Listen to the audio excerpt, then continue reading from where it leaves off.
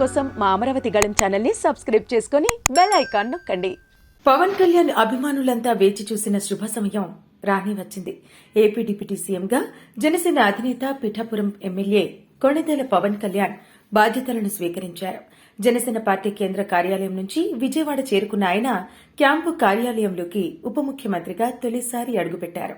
అనంతరం ప్రత్యేక పూజలు నిర్వహించి ఉప ముఖ్యమంత్రిగా పవన్ కళ్యాణ్ బాధ్యతలను స్వీకరించారు. పంచాయతీరాజ్, గ్రామీణాభివృద్ది, పర్యావరణ, అటవీ, శాస్త్ర సాంకేతిక శాఖల మంత్రిగా పవన్ కళ్యాణ్ బాధ్యతలను స్వీకరిస్తూ సంతకం పెట్టారు.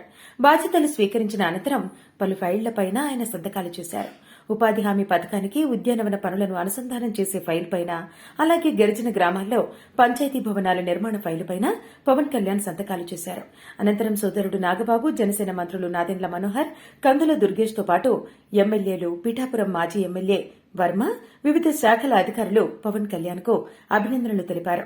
ఇక మంత్రిగా బాధ్యతలు చేపట్టిన పవన్ కళ్యాణ్ మీద పెద్ద బాధ్యత ఉందని చెప్పాలి. 5 కీలక శాఖలు పవన్ కళ్యాణ్ ఒంటి చేత్తో నిర్వహించాల్సిన పరిస్థితి నెలకొంది. పంచాయతీరాజ్, గ్రామీణాభివృద్ది, పర్యావరణ, అటవీ, శాస్త్ర సాంకేతికత శాఖలకు సహాయ మంత్రులు కూడా లేకుండా ఆయన ఒక్కరే నిర్వహించాల్సిన పరిస్థితి ఉండటంతో మంత్రిగా బాధ్యతలు చేపట్టిన పవన్ కళ్యాణ్ ముందు అనేక పెను సవాళ్లే ఉన్నాయి.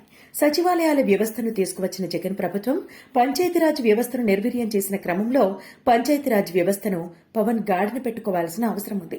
అలాగే రాష్ట్రంలోని అనేక మారుమూల తండాలు, గ్రామాలలో తాగునీటి సమస్యలను పరిష్కరించాల్సిన అవసరం ఉంది. ఇక పర్యావరణాన్ని పరీక్షించడానికి, అడవులను కాపాడటానికి, అటవీ సంపదను సంరక్షించడానికి పవన్ కళ్యాణ్ కీలక నిర్ణయాలు తీసుకోవాల్సిన అవసరం ఉంది.